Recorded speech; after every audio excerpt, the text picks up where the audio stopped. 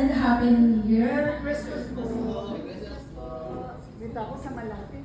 Nakakapaiyak ka ate.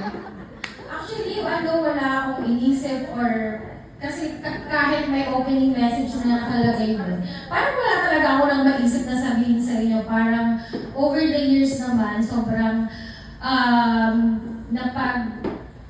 bahagi na naman natin, napagsamahan na natin yung mga magagandang salita. Kung kaya kitang-kita today, kung paano nagmamanifest yung love, yung giving, yung excitement, sa bawat isa, yung pagkikita, yung effort, kahit ano yung mga regalo natin, talagang pinag-isipan natin, merong kagaya ko, mga last minute, pero masa-surprise pa rin kayo doon. Wow! Eh, surprise ko na kayo. Ano to? Yun, sinabi nyo na yung GMS generous.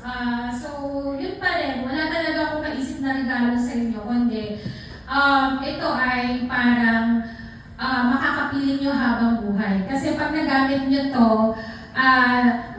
isasuggest ko na sana i-replace nyo. Kasi, di ba, minsan sa buhay natin, ito siguro na lang yung pinakang best practice na pwede kong i-share for today for 2025 Christmas. Alam natin na dapat lagi tayong may buffer sa bulsa. So, ibibigay ko to sa inyo para kahit anong mangyari, huwag niyong gagastusin pag hindi kailangan. At pag nagastos nyo, make sure na kapag nagkaroon ulit kayo, i-replace nyo para anytime, habang nabubuhay tayo, meron kayong laging lovely fund. So, yun.